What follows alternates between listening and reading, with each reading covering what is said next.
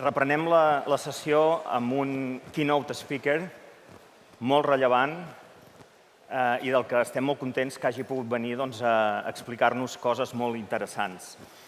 Segur que si fes la pregunta de qui no ha sentit a parlar d'NVIDIA en aquesta sala, no hi hauria cap braç que s'aixecaria. NVIDIA, com sabeu, ha estat una de les empreses en l'àmbit de la intel·ligència artificial més presents en mitjans, en notícies, en els darrers mesos i anys, diria jo, perquè estratègicament NVIDIA ha apostat per produir aquests xips que són absolutament necessaris perquè la intel·ligència artificial tingui lloc.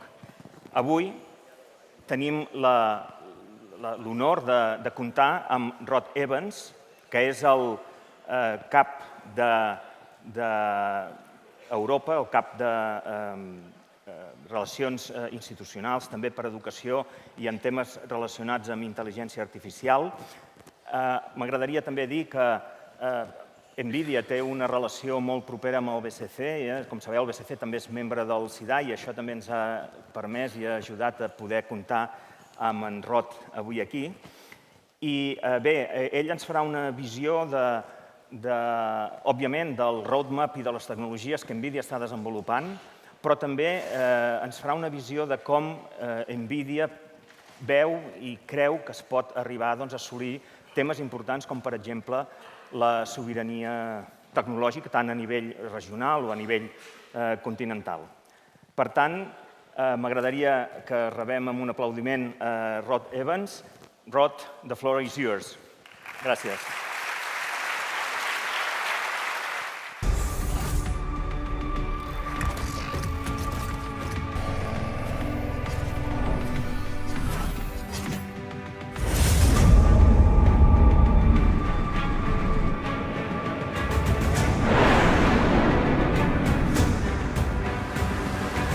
Hello, I'm James, a digital human. Your hemoglobin A1C was at a healthy level.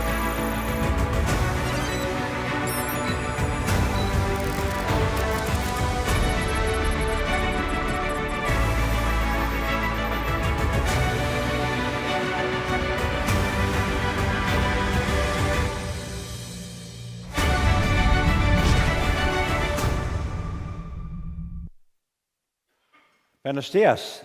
It's a great pleasure for me to be here today in Barcelona. I apologize in advance for videos. Unfortunately, it is compulsory to do NVIDIA keynote with videos, so had to put one in there. So I'm going to run through a lot of material with you today, but I'm going to talk a little bit about sustainability, about what Europe is doing with AI solutions. And I'm going to start off by giving you a little bit of history about what's been going on with accelerated computing and why it's important as we move forward into the future. So we're going to look at that. We're going to look at transforming nations with sovereign AI, which is a big theme I've been working really closely with the European Union on, sustainability, and I'm going to give you a little bit of a vision of the future, what's coming next from NVIDIA in terms of the technology and the direction we're going in order to this theme of sustainability with AI. So I'd like to start off with this slide. Now, I love this slide because this slide starts in 1964, the year of my birth, the best year ever, and it goes through to today, showing a little bit of history of the IT industry. Now, what you really find from this is around about 2012 is what we have, what we call first contact, the launch of AlexNet, which is the first real large language model. And we've seen this progression today with a lot of things coming up with generative AI. ChatGPT was the iPhone moment for AI in many ways a few years ago.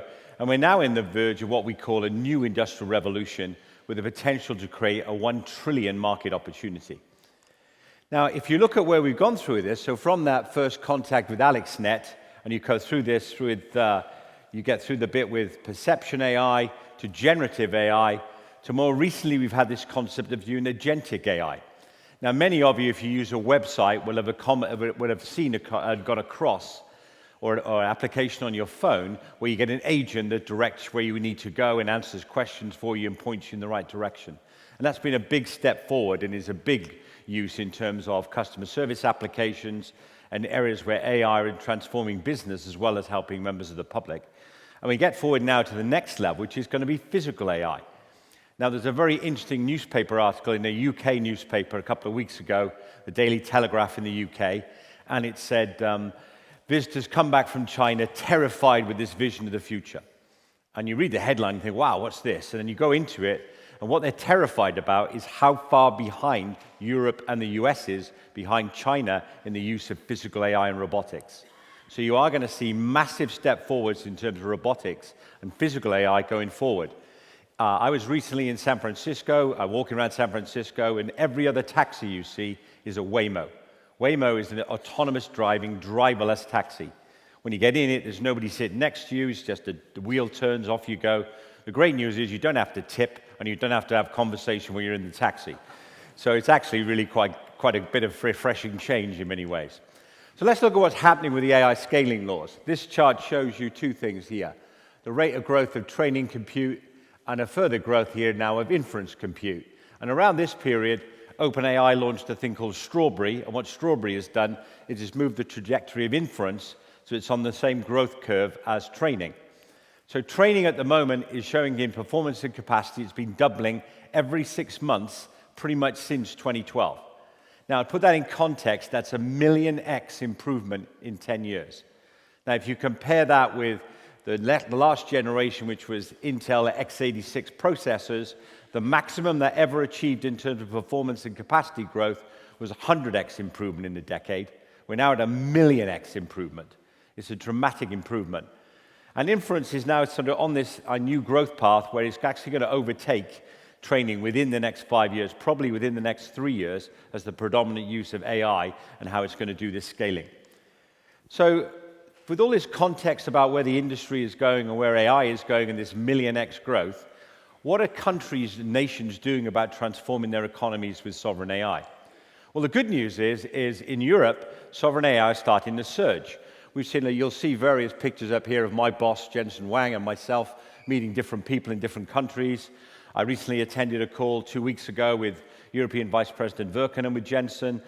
Jensen met with Chancellor Merz in Germany, with President Macron, with Keir Starmer in the UK. I've had meetings with President Sanchez in Spain, and we're moving forward here to see a lot of interest from all economies about sovereign AI and why it's important.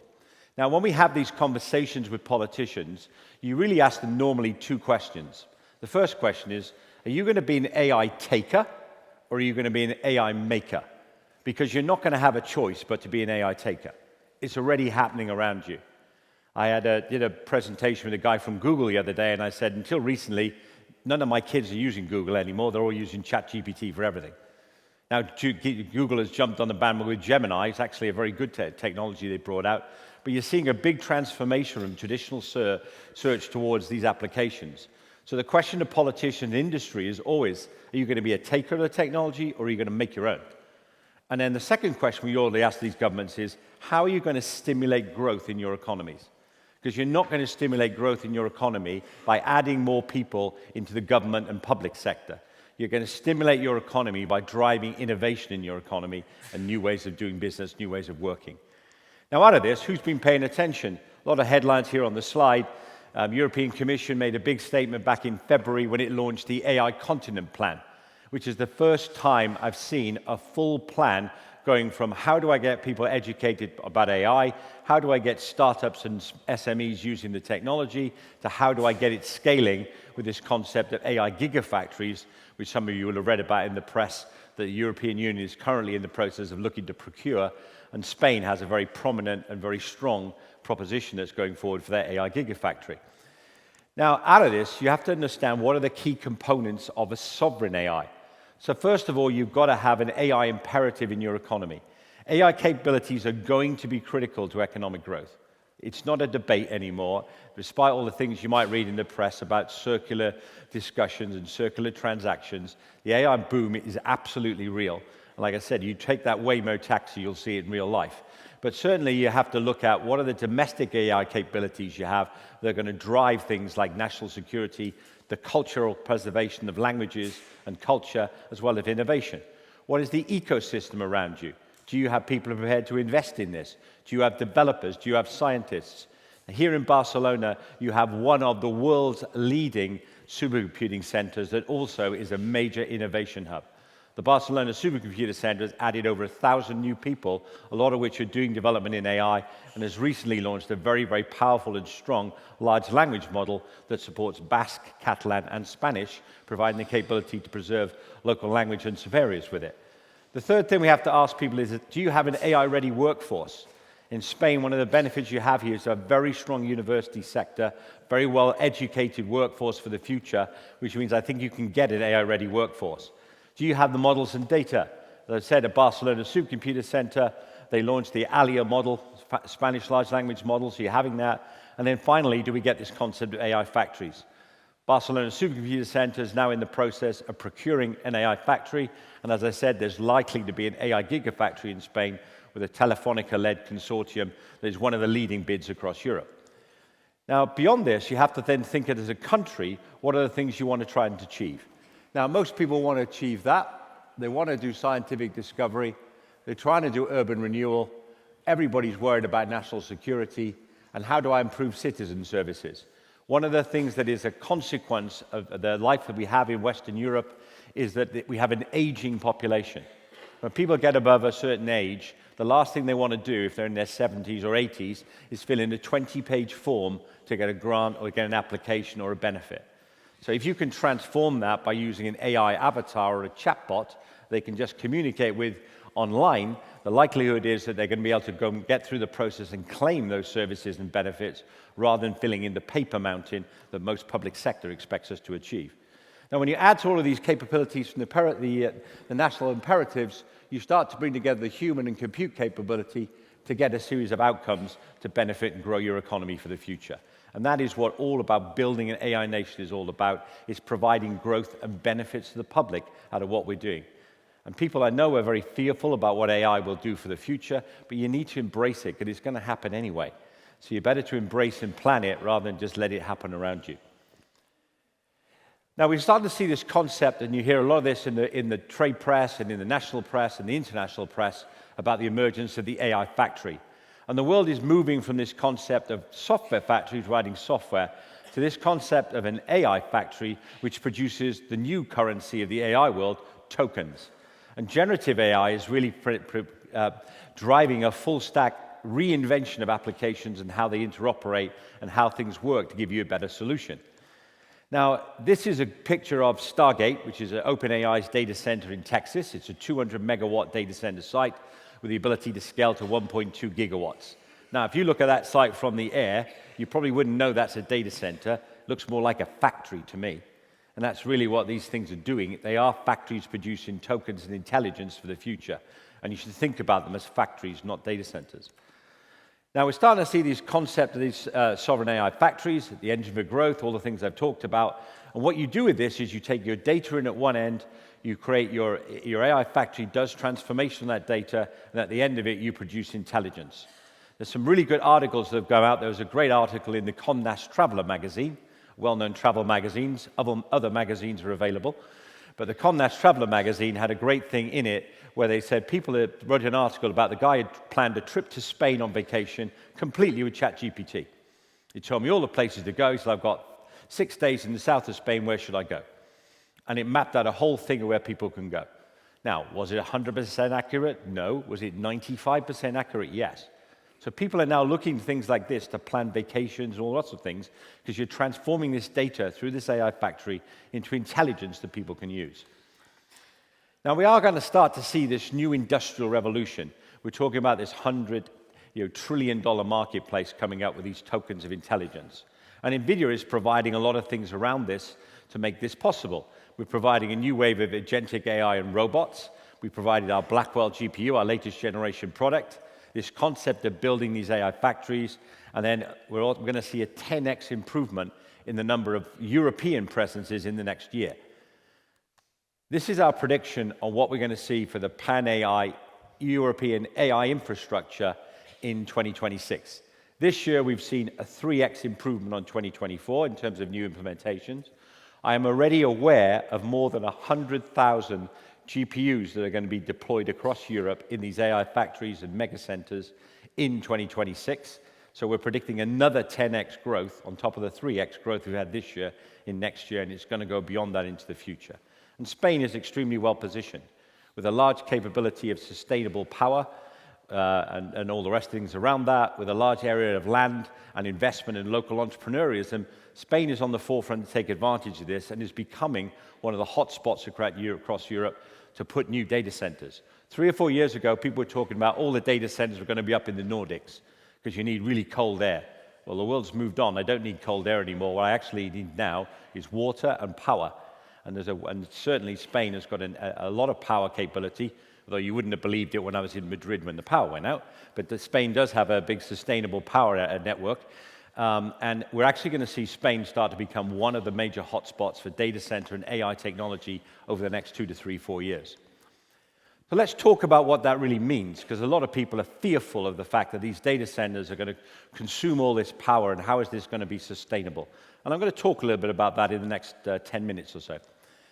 So if we take a look at modern data center use, on average in 2022, it was around 460 terawatt hours of electricity consumed in 2022.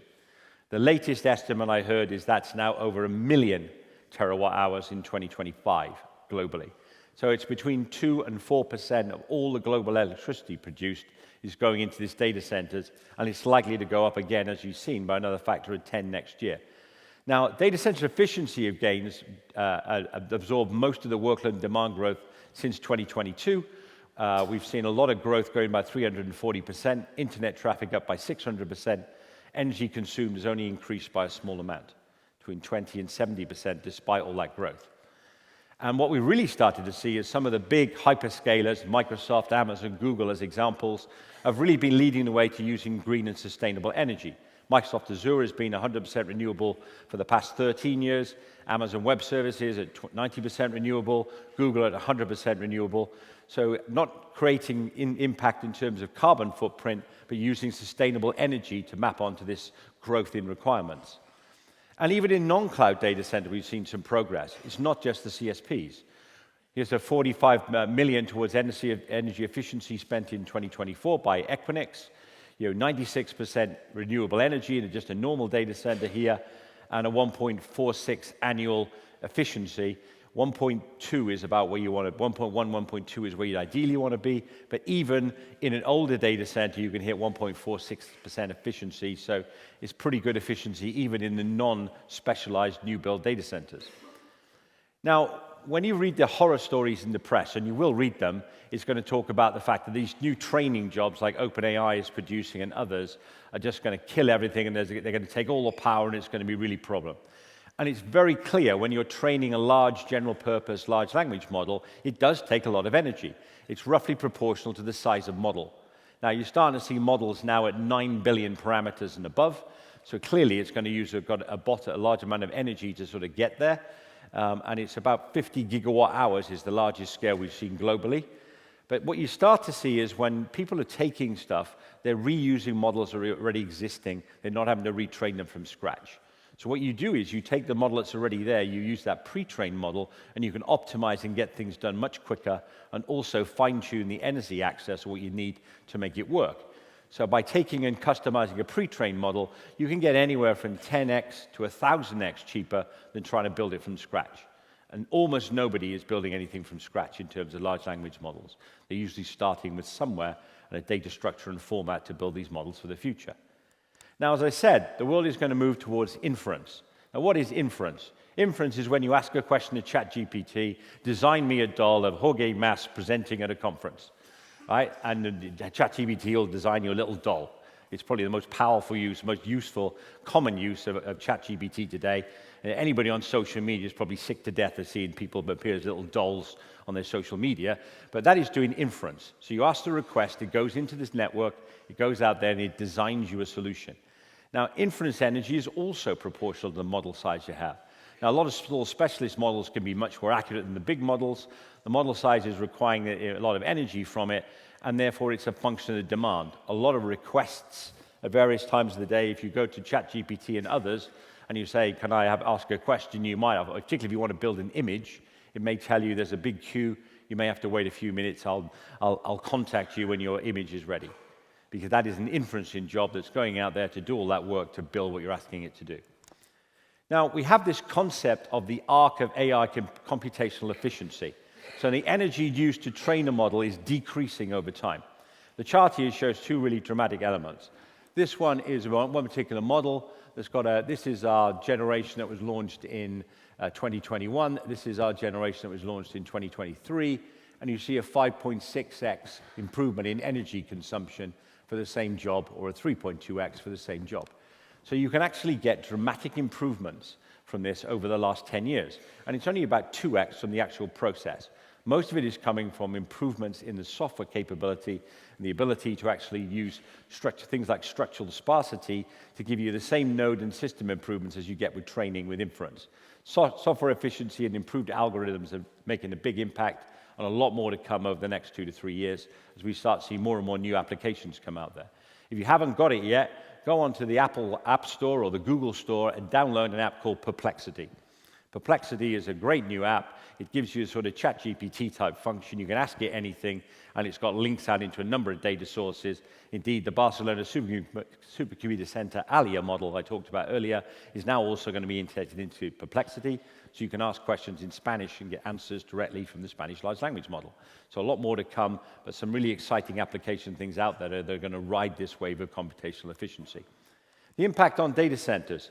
McKinsey's a great source of data for this, and they've drawn some things here. They're predicting for 2026 a 27% compound annual growth rate, and the conclusion too is about most of that demand that's driving this is AI use cases. And they're basically saying that servers are changing. All servers now are consuming so much energy that they start to get hot. So this concept of using air cooling, like they've done in Iceland and up in the Nordics, where they have a wall basically with a vent in it and just pull air through the data center, doesn't have enough capability to cool these devices, and we have to move to new technologies like liquid cooling. So we're going to talk a little bit about that because it's really transformed the way we look at compute in terms of rack-based solution rather than server-based solutions. And there's going to be a lot more of this coming forward in the next 2 to 3 years, which I'll give you a little vision of in a couple of slides' time. So computing is now an inflection point. And this slide is already out of date. This slide was presented by Jensen Huang at our GTC, our GPU technical conference in March this year, and he talked about by 2028, it'd be a $1 trillion plus market. The latest estimate we got, which came from Cantor Fitzgerald, one of the leading finance people, is they expect by 2028 it's going to be 4 trillion, not 1. So it's already gone up since March. It's gone 4x in terms of where they see this is going to go. So you've got this huge growth rate of coming, and computing is now really at an inflection point. I was lucky enough to sit in a meeting in California with Jensen Huang at the end of 2023 in December, and he said, you have no concept of where you are right now. Well, I think I know where I am. I know what's going on. He said, no, you don't. He said, in a few years' time, the world will have transformed so dramatically by using this technology that the one thing you have going for you is you can tell your kids and your grandchildren that you were there when it happened. It is going to be a huge transformation, more than you've ever seen in compute over the history of computing since the 1964 mainframe world into where we are today. So we really are at this inflection point. GPUs are going up and up in energy consumption. Our latest GPUs, we launched the Blackwell GPUs, run at about 1,200 watts per GPU, whereas compared to a few years ago, they ran at 200 watts. So we have this huge thing. But as I've shown earlier, the amount of energy you need to train these models has gone down by 360x over the last 8 years to train a 1.8 trillion model on ChatGPT-4. And the amount of compute has also gone up dramatically. So from our Hopper generation, which was launched in 2023 at 4,000 teraflops FP8, with our Blackwell generation, which has been shipping now for around 12 months, we're at 20,000 teraflops a second. So you can see a 5x improvement in the space of a year.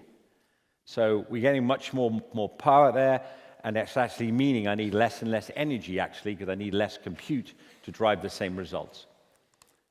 So let's give you a slight vision of the future and how the world has changed. And NVIDIA launched in 2025, we launched this model called the GB200 NVL72. One of the things you'll realize with NVIDIA, we're not great on branding names. It really rolls off the tongue, GB200 NVL72. I'd much rather they called it Cortina or Sierra or something like that. It's a lot more exciting for me than that, but anyway, what it is. So what we have here is you have a rack-based solution. This delivers 36 CPUs, 72 GPUs, and all of the GPUs are interconnected so they can appear as one logical graphics processing unit, providing dramatic levels of scale. 30% higher improvement, 25x energy efficiency, 25x lower TCO. And what you've also see here, which is really important, 120 kilowatts per rack with direct liquid cooling. So you're no longer talking about buying an individual server, you're buying a rack-level deployment. And it's all going to be, it's liquid cooled. Today we do about 80 to 85% efficiency in this in terms of heat to water. I'll be coming back to that shortly. We also just recently announced our Blackwell Ultra GB300, which is just shipping now, which is a 1.5x improvement on the generation we launched a year ago. New instructions, faster memory, more performance, power consumption's gone up, now 140 kilowatts a rack with direct liquid cooled. And I'm going to show you a little video right now, which is from one of our partners, which shows one of the solutions they have for rolling out these rack-level deployments.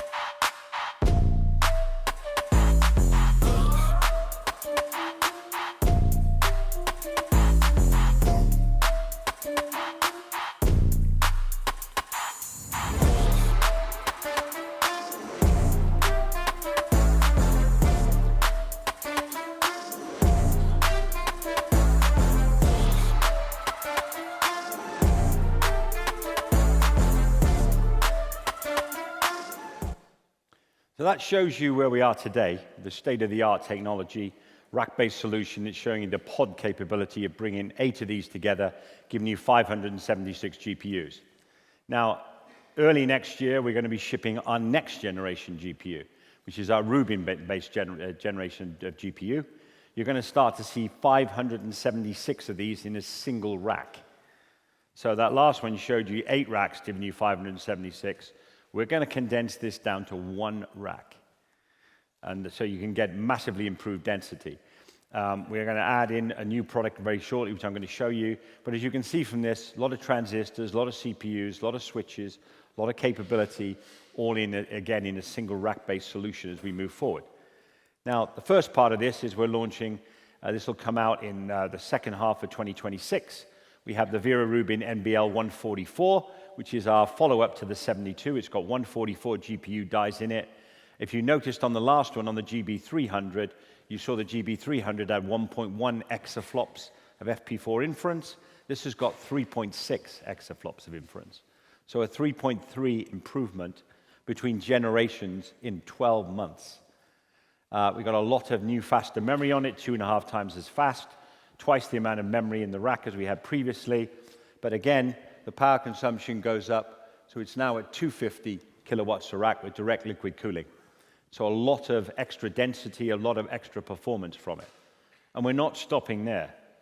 In 2027, as I said, we're going to launch the Rubin Ultra NVL 576. This is 15 exaflops of capability in a rack. Now, if I go back to the previous one, I got 3.6 in a rack here. I'm going to go to 15. So I'm giving you 4-point-something X improvement over what we have with the release in the first half of 26.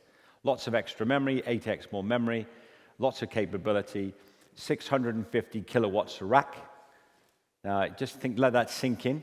650 kilowatts for a rack of equipment. Fully liquid-cooled, everything. Switches, power supplies, completely cableless, and everything is 100% liquid-cooled top to bottom. And not only 100% liquid-cooled, it will take 45 C water. So I don't even need cold water. I can take 45 Celsius water into this rack. That means I can deploy this pretty much anywhere, and I don't need tons of water to do it because I recycle the water. It's a closed-loop system. But I can use 45-degree water. So I'm dramatically improving the sustainability and capability of these data centers because I no longer need chilled water in any way with this. I can use just standard 45 Celsius water. Even in Spain, in the summer, in Seville, I can get just about 45-degree water. And believe me, I've been in Seville in the summer, and it is 45 degrees if you haven't been there.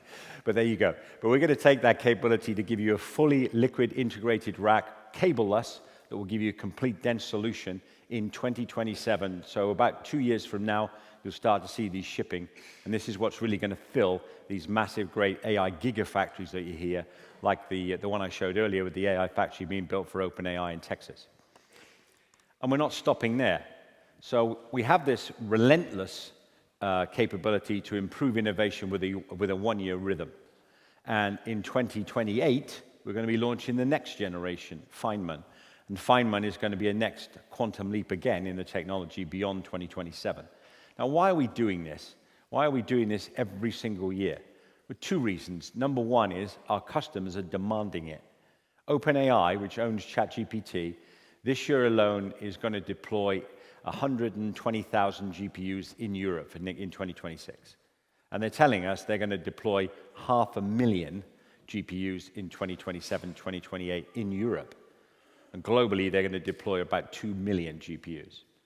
So we have to make sure that in order to meet this curve and make it sustainable and make it able to be delivered within the capability that we have to keep innovating, keep adding innovation, keep using less and less hot components, keep using more capabilities to cool them, and make this efficiency so it's sustainable for our planet, as well as achieving many things.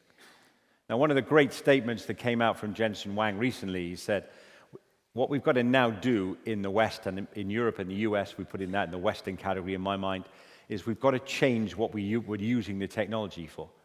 So like OpenAI, as I said, their biggest thing that's driven compute this year is people being these create me a doll icons. Right? So we're using it for entertainment, whereas China is using it to transform its economy. It's using AI to transform every element of what it does. Now, you think about China, with all the billions of population, the big growth in manufacturing, what is their number one issue impacting China today? The availability of skilled labor for manufacturing. Now, that might sound weird when you've got 2 billion people in China, but they cannot get people to populate their factories. So they're using robotics and physical AI to do that because they are having massive labor shortages. They're not getting the skilled labor they need to help drive some of this and drive their thing moving forward. So we need to see a lot more investment in Europe from this, and I'm really, really pleased to tell you that while I've been doing this AI Gigafactory project with the European Union, I've met bidding consortium from all over Europe, from Portugal, from Spain, to Amsterdam, to Germany, France. Every country has put a bid in. There were 74 bids came in from 16 member states for that project. And in every one of those meetings I've been to, I've met CXOs, finance officers, heads of engineering, of businesses who want to be part of the journey, who want to step onto this to transform their economy and transform what they're going to do with the population and how they move forward to get growth into our national countries. So final slide from me is really a few thoughts on what's happening with the data center. And one of the things I'd say is that whilst AI has already significantly impacted our world, it's important to remember that innovation is not slowing. That innovation chart I've shown you with a new generation every year, between 2026, 2027, getting a 4.8x improvement in the amount of compute in a rack. So if anything, things are speeding up. And data centers have to evolve towards this as we move to these very high dense, very high powered racks with 100% liquid cooling at warm to hot water. We may see advanced AI, quantum computing, and other technologies keep coming. Quantum technology is one of those things that has been on the cusp of being a breakthrough for the last 10 years. And if you ask anybody working in quantum computing, they'll say, how far are you away from mainstream? Yeah, the answer is still 5 to 10 years. It's a bit like fusion energy.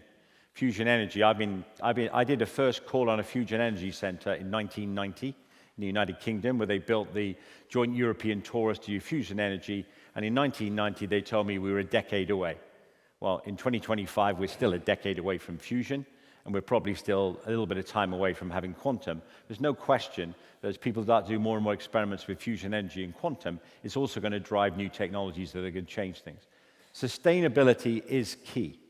100% renewable power, and it's also going to make a huge role in data center IE decisions. So these resource-hungry workloads are going to increasingly use technology like GPUs and advanced CPUs, and data center energy consumption is expected to go up. But when I say it's going up by 12%, but the power consumption is going up, the compute is going to go up probably 1,000,000x over that period in terms of what it can able to do. And finally is, using AI will ensure that data center providers will evolve with these changing demands, providing hyperscale digital transformation in a more considered, ethical way. And the European Union has probably been leading the way on this in terms of ethics of what AI can be used for, but also mandating green plans by country to make sure that what you do can get us closer and closer to a net zero outcome. So regardless of whether you're a climate skeptic or whether you're a climate global warming believer, there's no question that the world has to move towards net zero. If we don't, then there was an article I read in the newspaper the other day that said, people were saying that the end of the Earth was going to be 3 billion years away, and they're now saying it's going to be 1 billion years away because of the heat up. Now, that's a huge difference in where they were from, say, 10 years ago when they said it was 3 billion, it's now 1 billion years away. I have a concept worrying about 1 billion years away, but you can see if we don't make changes, that's probably going to come forward even quicker. So real sustainability is going to be absolutely fundamental for the future. I hope you enjoyed my speech. I've given you a lot of material in this short period of time, and I'm conscious that English is not first language for many of you, so I'm hoping it's been of use to you. It gives you a forefront of what's happening in the world and where we're looking at how we can use AI in a more sustainable way moving forward. Thank you.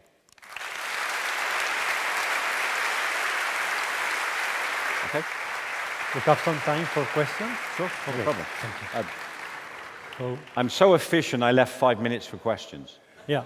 That's not normally. People who know me present, I normally have too much material, but yeah, I've got 5 minutes left. Oh, so. thank you. Thank you, Rod. We have some time for some questions. I'm looking up if someone in the audience wants to make a question. There.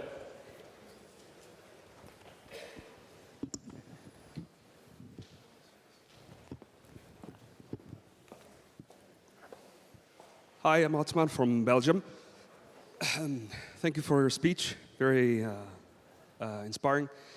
My question is very simple. I would like to know, with actually the adoption of AI, so basically we went from 33% to 72% in 2 years, right? Mm-hmm. And between consumer businesses, it's rising more and more, so we're more AI conscious. Do you think that from 2 years from now, we will have enough energy, enough power to satisfy this?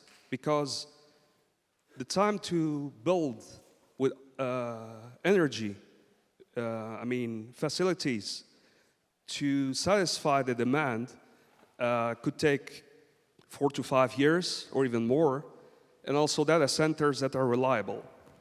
I'm worried about more the consuming market with Sora 2, with a lot of videos that needs to be done by people, which is another business I respect, but also businesses that wants to real, let's say, improvements. How do you see this? Thank you. So I don't share your worry about the power infrastructure. If I look at Spain, in Extremadura, you have a 3.3 gigawatt capability that's not really being used because it costs too much money to move the power to Barcelona and Madrid from where it is, to transmit it. And that is true in a lot of countries. Romania, as part of its bid for the European Union Gigafactory, said, I got a 1.5 gigawatt nuclear power station that's I'm almost not using, and I've got all this land in front of it. It would be a great location to put a data center. And they're probably right. It would be a great location to be a data center. If you look at the major countries in Europe, a lot of the countries are exporting power. France is exporting power. Spain is exporting power. Norway is exporting power. The UK is actually taking power from everybody. which is not a great position to be in, but it will change that hopefully in the next few years. So I'm not concerned about the power consumption. What is interesting is, for me, and what bigger worry for me, is seeing European business develop its own solutions. I don't want to see European business miss the wave and end up just taking solutions from the US. So I'm more concerned at the moment. I'm not worried about the sustainability. I'm not worried about the power. I'm worried about Europe actually moving quickly enough to get our piece of the pie. And I had great fun with my colleagues at the European Union, because they said to me, when I went there a few months ago, what is it like to no longer be in Europe? And I'm like, well, last time I looked, the UK is still in Europe. We're just not part of your evil empire. That was a joke, by the way. But anyway, so the Commission quite liked the fact that because I'm not a European Union citizen, I can go to them and say, look, I don't care where you put gigafactories. My job is to make sure Europe has the best infrastructure it has for the future. It's the same conversation I had with President Sanchez, same conversation I had with President Macron. How can I help your country get its share of the way for the future? Sorry. Thank you, Rod. Thank you a lot for sharing this view with us. Okay. And we will need to continue, so say goodbye to Rod. Thank you a lot. Okay, thank you. Thank you very much.